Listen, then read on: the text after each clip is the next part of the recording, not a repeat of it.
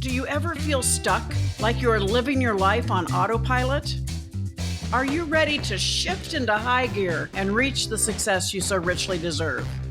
Welcome to the Play Big Movement podcast. I am your host, Sharon Lechter, entrepreneur, business strategist, and best-selling author. Playing big is not about settling for good enough or being comfortable. It is about reaching your highest potential and achieving your greatest success. Join me in my Play Big movement as I interview top experts in business, money, and entrepreneurship, all ready to serve you and to help you play big, be number one in your field, live your legacy, and create maximum impact. Hello, everybody. Welcome to this segment of the Play Big Movement podcast with Sharon Lechter. And today I'm excited to have Melissa Burrow. Melissa, welcome. Thank you, Sharon. I appreciate you having me on your podcast. Well, we met just a few months ago at an event, Grow Your Business for God's Sake, I think it was. And it was a wonderful weekend, and we've been kind of in touch. You were just about to launch your book, literally, I think the week before you were launching. And it's been a great success. And we met through both our mutual friend, Lisa Copeland. And so we've been keeping tabs on you. So I want to welcome you and congratulate you on the success of your book. So. Thank you. Thank you. And I'm honored to be a part of your podcast. And of course, I know we both adore Lisa Copeland. She's been an amazing friend and such a supportive person in my life since I've met her. So just really grateful for her friendship. She is. She's an absolute angel. Now, Melissa, you've had over 20 years in the automotive industry. And what I want to talk a little bit about your book, of course, but I also really kind of want to do a deeper dive into what really gave you the motivation to step out of corporate America, gave you the motivation to actually write the book. And I think of a lot of people that are watching or listening may be in that same situation where they know they need to make a change in their life, but change is scary. And certainly I believe you're a single mom, so that makes it even more scary. So your book, you're an accountability coach. So it's a very important thing. Angela's my accountability coach. So she does a great job at it. But tell us a little bit about your history. I know you've got the automotive history, but talk about your personal history as how you got to where you are today. Sure, absolutely. So I started my career a little over 20 years ago in automotive, started kind of from the very ground level as a sales consultant, worked my way all the way up to where I was running a store as a general manager, and then got an opportunity to step away from the retail side. And I took on an executive position as a VP for an administrator. So I was able to get the opportunity to kind of use the knowledge that I had in retail and take on more of a corporate role and lead a team in that capacity. During that time and during my journey in automotive, I started writing my book, Chasing Bentley's The Power of Accountability, because as I dove deeper and deeper into personal development, I became hyper aware of my own lack of personal accountability and how it had affected my life throughout the years. And so once I was able to embrace the concept and really start using those tools in my everyday life, my life and my confidence started to really shift. When I actually stopped blaming or looking at reasons why my life maybe felt unfulfilling or not what I wanted it to be, when I stopped that and really became accountable to my own decisions, became responsible for my own actions and my own joy, that's when my life shifted and I decided to publish my book. And I love it. So talk a little bit about what your book shares. Sure. So of course, main theme throughout my book is the power of accountability and how people can use it not just in a professional way, but in a personal way to either isolate their purpose, to be able to gain insight on how to develop more internal tools to hold themselves accountable to their goals or what action they're trying to take in their life to be able to reach the type of goals or the type of lifestyle that they want. I was really surprised in writing the book how much of my personal life I ended up sharing. But as I dove deeper into what exactly accountability had done and what type of catalyst it was, I ended up in kind of weaving my personal story throughout it just to show the readers that regardless of your circumstances, when you embrace accountability, it can have life-changing results. Well, I can't agree more. I talk about being responsible and accountable instead of being laying, trying to justify and lay blame. But it's also basically you become a victor in your life instead of a victim. And there's just so much victimology out there. So many people want to blame everybody else for their circumstances. So I think your message is very important, and certainly now more than ever. So tell me a little bit about how your book has been received, because I know it went to #1 on the charts on Amazon. So congratulations for that. Share a little bit Thank more you. about what the book did. Yeah. Thank you. Thank you. So, yes, very thankfully, the book has done really well. It hit #1 in Women in Business within the first week of launch. And since then, I've had a lot of automotive executives, a lot of dealer principals reach out, want to order the books for their staff. And I've just been really pleased with how well receptive it's been, considering I was pretty raw throughout the book. I talk a lot about the industry. I talk a lot about my experience. I talk a lot about my marriage. I mean, things that I would definitely was a failure in that I can own up to, that I now have learned to kind of take ownership of. I put it all in the book, and it's been very well received. So talk about that decision you made to step away from, it was a 6-figure salary, of high income, and to really take on the opportunity, be an entrepreneur, to start your own company. Yeah, so I will tell you, I'm not going to tell you it isn't scary. It was very scary to take the leap, but I have a lot of supportive people in my corner. And I really came to a place where I had to make a decision. I had my very comfortable, very safe existence. I was making, multi 6 figures in my corporate job, and I was doing accountability and executive coaching kind of on the side. I was finding a lot of joy doing that. But it got to a point where I just decided that I had to hold myself accountable to, I needed to make a decision. I needed to either jump, or I needed to dedicate my life to making a positive impact in other people's lives and not play small. I felt like I needed to go ahead and play big. And to use your words, Miss Sharon Lechter, but I love it. I love it. That's why we have you on the podcast. yeah, thank you. But I mean, really, people like you and Lisa Copeland and all these other amazing women that I've seen, that I've been inspired by, that have built their own businesses, and that I know at some point in their lives have had to just go for it. I thought, I'm in my 40s. If I'm going to do it, I need to do it now. Now's the time. So as a single mom, I mean, I took the leap. I gave notice at my corporate job and shook their hand, and I thanked them very much for all the support. And I decided to start my own business, which And you're still basically in your first year, right? yes, ma'am. I'm in my first year. So there's any surprises that you want to share? there's a lot of surprises. So you figure out real quick, how to self-motivate 24/7, because it definitely, when you run your own business, is not less time than working a corporate job. It's actually more. But I've also found how joyful it is to know I'm 100% responsible for what I get out of my business.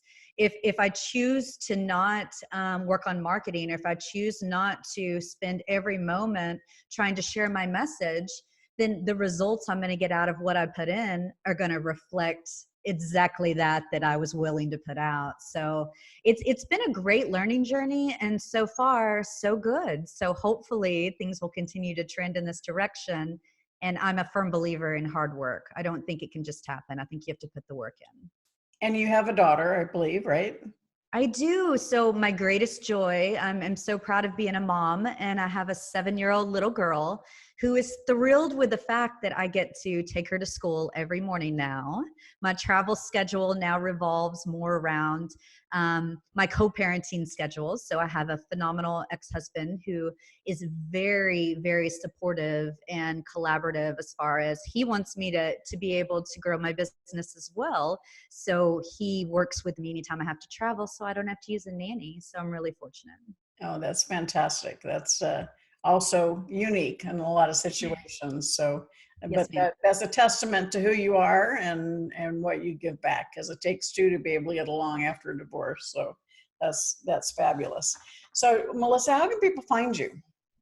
People can find me either on social media. I'm on Facebook, I'm on Instagram, I'm on Twitter, or actually, I prefer just send me an email. My email is melissa@melissaburrow.com. Please feel free to reach out with any questions if you just want to connect. That is really the best way to contact me. Or you're welcome to call my cell. I'm absolutely an open book. My cell phone number is 214-449-7020. And you can always order my book on Amazon or at Proud of barnesandnoble.com. you. Good job. Proud of you. I was waiting to see that come into the frame. For those of you that are listening, she's holding up a copy of her book, Chasing Bentleys. Yes, ma'am. Thank you. And once again, Sharon, I'm so honored you asked me to be on your podcast. I love listening to your podcast. You have so many great guests, and I just want to thank you.